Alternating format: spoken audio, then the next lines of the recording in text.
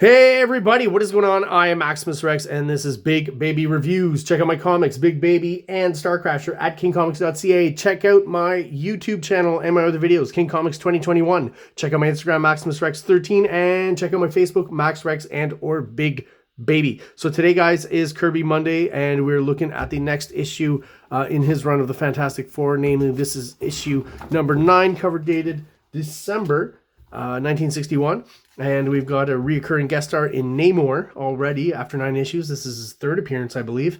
Little do they dream that they will soon be at the mercy of the Submariner. So the plot of this whole story is basically a scheme by the Submariner to get Sue Storm to marry him, basically. And what's happening is they're being evicted from the Baxter Building. I don't know if they call it the Baxter Building at this point, but from wherever their Fantastic Four building is, whatever it's called. As you can see here on the copy, Fantastic Four evicted from building, 5 tower floors for rent. Yeah, so they're broke, basically, and they're going to have to go to Hollywood and take this deal, do this Fantastic Four movie to make some coin.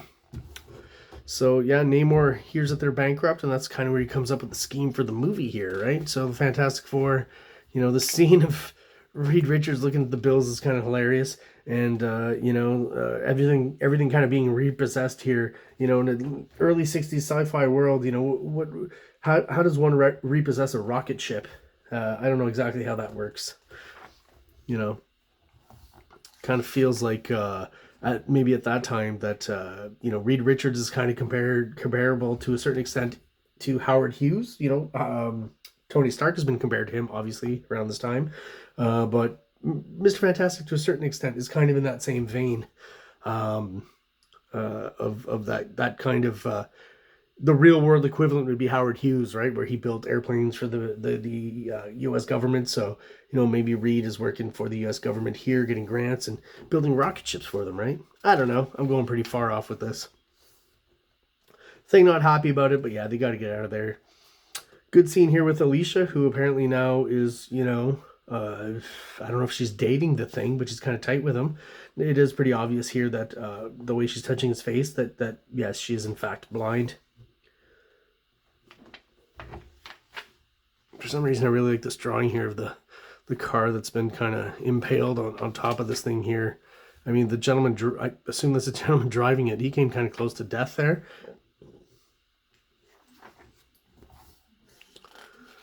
So this thing here in the back, right? Kind of it just caught my eye. It's almost like Kirby from the future has come back to 1961. So Kirby from 1975 has come back to 1961. It's like, I'll just throw in this, you know, more forward-thinking kind of looking ahead here. Isn't that like, you know, like something you would see in New Gods or something? And he's already kind of doing it here. It's almost like he's, again, every once in a while, just throwing it a little bit out there, you know, trying something. But like that really just stood out for me when I hit this page. Now, they get to Hollywood, obviously. Man, I don't know all these old-timey actors, right? I'm old myself, but not that old. I feel like that's maybe Roy Rogers or something like that. I'm not American as well, but I recognize some of these faces. They're well done. This is definitely has to be, oh man, why does his name escape me now? The director did The Birds and stuff, right? Anyways, you know who that is.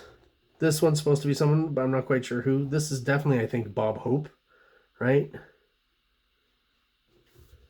This guy as well. Is that Jackie Gleason? Does call him Jack. This guy does, and this guy looks familiar too. Old, kind of, again, the 50s vibe. These are all kind of 50s celebrities. We are starting to see kind of, even just in the decor though, the switch from 50s to 60s, right? Slowly but surely we're moving into rounder shapes, and that more psychedelic vibe is going to start to take over. But it's still early, but Kirby's like, you know this, if you're a Kirby fan, he's looking at science magazines, you know, Scientific American. He's looking at, you know, the Sears catalog for furniture and stuff, which totally makes sense. Back then, with no computers and stuff, that's where you get your reference for all this kind of stuff. So it's revealed that Namor is the movie producer, right? And that they're going to shoot these scenes and, again, make some coin. Get out of bankruptcy. So the Thing is shooting a beach scene. A lot of these are kind of typical, I guess, of the kind of movies you would see in around the early 60s. So the whole beach bum kind of surfer kind of movie, right? And then, you know, Mr. Fantastic is involved in some sort of maritime adventure here. And boom, we go back into like ancient mythology. And again, you know, more of a 50s vibe, definitely, with this kind of subject matter. In these early issues, we definitely get more examples of Mr. Fantastic using his powers and stretching. I think that's slowly, if I'm not, you know, I'll try to keep an eye on that, but I feel like from what I've seen here and there in the later issues, there's less and less of him doing that and more of him using his brain and, you know, being a scientist and creating cool tech and devices and stuff. This is interesting to me, the scene with the Human Torch. I feel like a lot of these designs here, I'm sure he's used this again. Looks like, what's that character's name? Atuma or something like that? Kind of looks like that. Is that a Kirby character? It's got to be. But, you know, he does fall back on designs he's done in the past and create new characters with them. So, yeah, why wouldn't he use this again? It's pretty cool, actually. But a lot of the design, the lizard one specifically, I just think is cool. It's very He-Man to me. But these other ones too, these other characters, and all throughout this chapter, I feel like this is proto-Wakanda. It's got that weird thing of early 60s comics where they would color black people kind of a gray, kind of garish, right? Kind of a ghost-like, ash-like color. But these characters, to me, if you look at them, definitely kind of scream what we're going to see later when the Black Panther shows up, right? What he's going to use. Now, in this scene, they're seen as kind of, you know, villains, basically, the bad guys. But a lot of this is proto-Wakanda and proto-Black Panther stuff.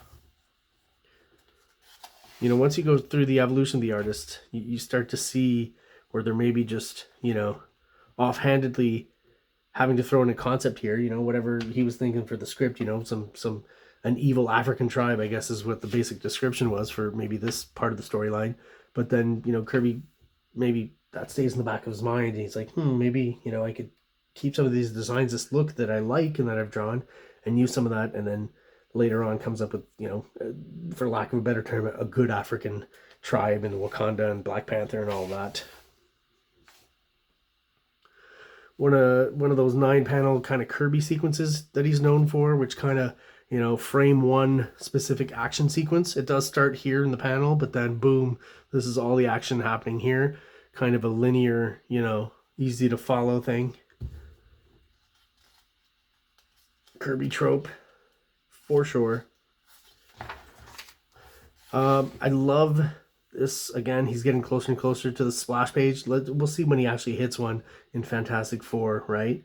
And, you know, Kirby's the one guy who would never fault later on in his career for doing a splash page or even a double page splash, which I think he's maybe, I don't know if he's the originator, but he certainly popularized it. But never as a disservice to the story, always as just, you know, a very dramatic moment in the story. Never to not have to draw pages with, you know, lots of panels and storytelling going on. He's not there yet, but it's going to happen, you know, in that Marvel run for sure. And yeah, great splash. The positioning of these two characters. I don't know if he looked at some wrestling pictures or on TV or something, but there's, you know, something still pretty bombastic and powerful in Jack Kirby about the whole scene, but it's the positioning of it in the foreshadowing is fairly realistic, I think, and just looks great, very naturalistic, is I guess what I'm trying to say. Another sequence already where the Thing reverts back to Ben Grimm. There's going to be a bunch of these. Poor guy, you know, always getting teased with being Ben Grimm again. So everyone's kind of gone through their adventures, the other members of the Fantastic Four, and this is where Namor realizes it was all a ruse to just kind of get her to marry him, right? And somehow she gets the better of him. Whoop! And just as Namor's about to get the better of her, and not exactly sure where this is leading to, but your struggles are useless. I like a woman with spirit. Only such a female can be fitting mate for Namor, the monarch of the sea. Yeah, so who knows what's going to be happening there if the Fantastic Four, the Fantastic Trio, you know, minus the Invisible Girl show up. Release the girl, that girl. Very kind of non-personal for Mr. Fantastic. release her. They're pretty close and tight at this point. He doesn't have to call her that girl. So they kind of gang up on him and are very lucky that Sue is still fairly understanding and is willing to protect him. And I've talked, I think, a few issues ago about how I think Mike Allred took a lot of inspiration from these early Fantastic Four issues. Here's a good panel and a good example of where I think like a lot of what Mike Allred does is informed by, especially maybe Sue Storm here and Namor, and the inking and the softness of it. Not the angular Kirby, but the softer early 60s Kirby that we got here. All of this just to me screams Mike Allred. The way he draws women in Madman. Even his girlfriend Jo, she's a redhead, but basically has kind of this, basic look and shape, I would say. So yeah, Namor, back to the sea. That's I kind of like that sequence there. It's a little bit kind of dark and emo.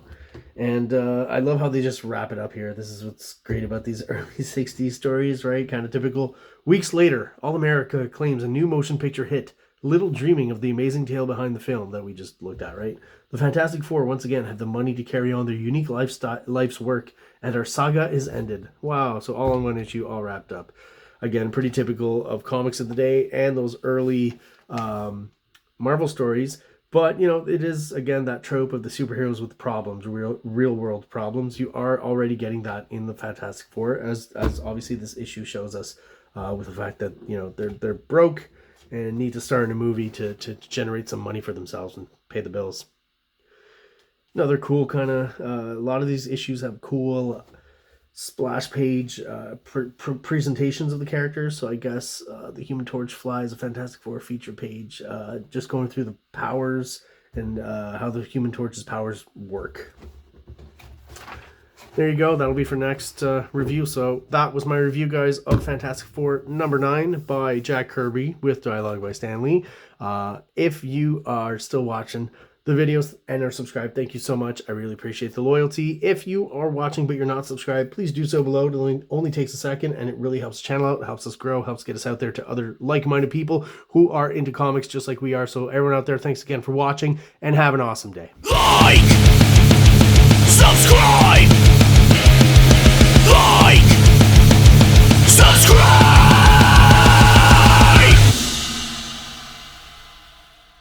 King Comics presents Big Baby, Volume 1, Issues 1 to 13, 204 pages of story and art. King Comics also presents Starcrasher one-shot, 32 pages, cosmic sci-fi surrealist adventure. You can find these fine comics at KINGCOMICS.CA, at MaximusRex13 on Instagram, or on Facebook, MaxRex or Big Baby.